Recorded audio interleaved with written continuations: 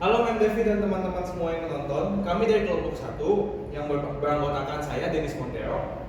Saya Fendi William. Saya Stanislaus Darul Osman. Saya Andreas Mikael. Saya Christine. Saya Gisela Rapor. Saya Gisa Marian. Saya Feni Dewati. Saya Finan.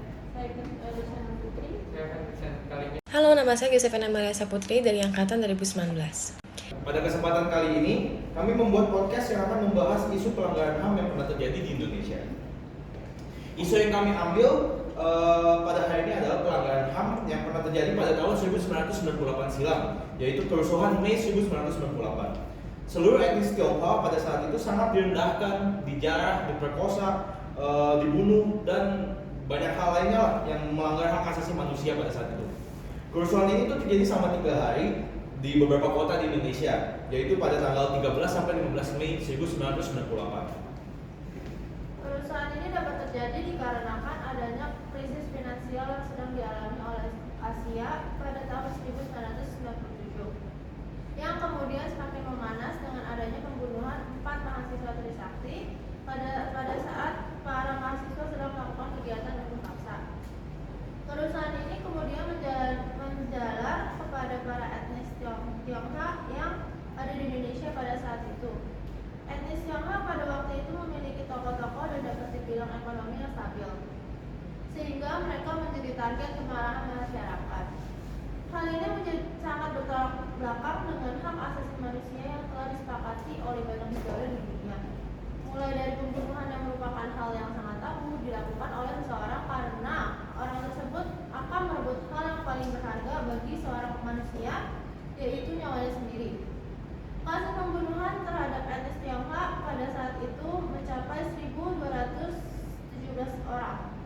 Yang kedua adalah penjarahan yang terjadi pada saat kerusuhan ini. Dengan adanya penjarahan yang merupakan kegiatan merampas kepemilikan orang lain secara paksa, akan memberikan kerugian kepada pihak yang dijarah, mulai dari toko milik yang hancur, barang dagangan yang habis, uang untuk membeli kebutuhan sehari-harinya direbut, hingga kerusakan gedung yang bersifat permanen seperti dibakar. Hal ini tentu saja melanggar hak asasi yang dimiliki oleh tiap-tiap manusia sejak mereka sudah berada di dalam kandungan.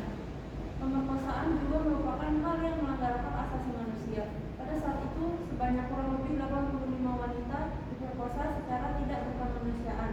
Hal ini menyebabkan trauma yang sangat besar bagi para wanita dan membuat para wanita semakin takut untuk keluar rumah. Hal ini melanggar HAM dikarenakan para wanita dipaksa untuk melakukan tindakan seksual secara paksa hanya karena para lelaki ingin memuaskan hasrat yang mereka miliki. Selain itu, masih banyak lagi kerugian yang terjadi dikarenakan adanya kerusuhan ini, seperti gedung-gedung yang dihancurkan, toko-toko dibakar, pembakaran massal di jalanan, dan masih banyak lagi. Hal ini harus dialami oleh masyarakat beretnis Tionghoa hanya karena mereka dianggap telah membuat ekonomi di Indonesia hancur. Perlakuan rasis ini juga merupakan salah satu bentuk pelanggaran HAM yang sangat sering ditemui, hanya karena seseorang memiliki bentuk, warna, suku, budaya, agama yang berbeda dengan yang lainnya. Orang itu akan diperlakukan secara berbeda dan semena-mena.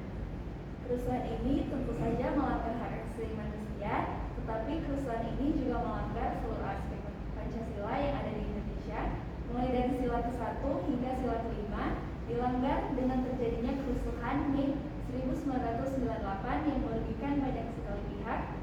Selain dilanggarnya nilai-nilai yang ada di Pancasila, kerusuhan ini juga mencoreng semboyan negara kita, yaitu Bhinneka Tunggal Ika yang memiliki makna berbeda-beda namun tetap satu jua.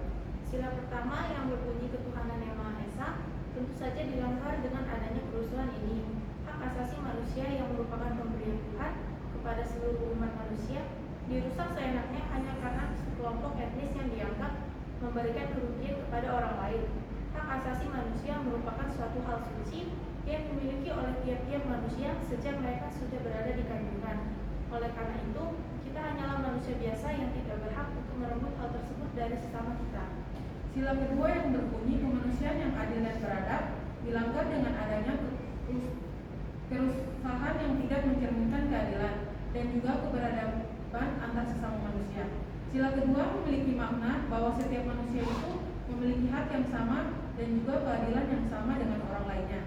Tetapi hal ini dilanggar dikarenakan adanya perampasan, pembunuhan, pemerkosaan kepada suatu etnis yang tetap saja merupakan warga asli negara Indonesia.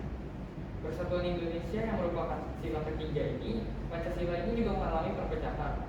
Indonesia merupakan negara dengan banyak ras dan suku yang seharusnya dipersatukan dengan Pancasila, malah terpecah belah hanya karena pandangan masyarakat mayoritas kepada masyarakat minoritas. Jika hal ini terus diteruskan, maka Indonesia tentu saja akan menjadi semakin terpecah dan rusak hanya karena banyaknya perbedaan. Kemudian sila keempat yang berbunyi kerakyatan yang dipimpin oleh hikmat kebijaksanaan dalam permusyawaratan perwakilan dilanggar dengan adanya keputusan sebelah pihak bahwa etnis Tionghoa telah merusak ekonomi yang ada di Indonesia. Hal yang memiliki banyak kontroversi ini menyebabkan perpecahan tanpa adanya kesempatan untuk mendiskusikan isu tersebut terlebih dahulu. Masyarakat mayoritas dengan seenaknya menentukan nasib yang harus dialami oleh masyarakat minoritas hanya karena mereka memiliki jumlah suara yang lebih banyak. Sila terakhir yaitu sila kelima, berbunyi keadilan sosial bagi seluruh rakyat Indonesia. Sudah pasti banyak tidak terlaksanakan. Walaupun etnis Tionghoa di Indonesia memiliki warna kulit, bentuk wajah, dan juga kepribadian yang berbeda dalam masyarakat lokal Indonesia, bukan berarti bahwa etnis Tionghoa ini bukan bagian dari rakyat Indonesia itu sendiri. Semua orang yang lahir di tanah Indonesia, walaupun memiliki darah keturunan yang berbeda, tetaplah dianggap sebagai warga negara Indonesia dan memiliki hak yang sama dengan seluruh rakyat warga negara Indonesia yang lainnya. Kelima sila yang ada di Pancasila ini seharusnya diterapkan pada kehidupan kita sehari-hari ataupun terhadap pelanggaran HAM yang masih terjadi hingga saat ini. Dengan adanya implementasi nilai-nilai Pancasila, maka manusia akan tersadar pentingnya hidup satu manusia dengan yang lainnya.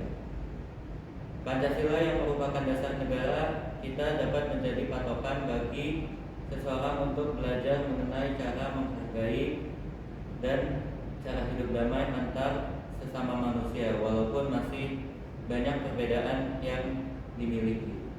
Kesimpulan yang dapat diambil dari isu pelanggaran HAM ini adalah bahwa masih banyak sekali kasus pelanggaran HAM yang memberikan kerugian besar bagi umat manusia. Dan kita sebagai umat manusia yang beradab seharusnya dapat menghargai perbedaan yang ada di antara manusia dan menerima bahwa perbedaan itu akan selalu ada. Tugas kita sebagai manusia adalah kita harus mencari tahu cara agar pelanggaran HAM ini tidak terjadi lagi di masa depan. Dengan mengimplementasikan nilai-nilai Pancasila di dalam kehidupan sehari-hari, kita dapat lebih mengerti mengenai hak yang ada di dalam diri tiap manusia sejak mereka masih dalam kandungan. Akhir kata, kami ingin mengucapkan permintaan maaf sebesar-besarnya apabila ada salah kata ataupun ucapan yang mungkin menyinggung hati para penonton. Sekian dari apa yang bisa kami sampaikan mengenai isu permasalahan HAM yang ada di Indonesia ini. Terima kasih, sampai jumpa. Terima kasih. Bye.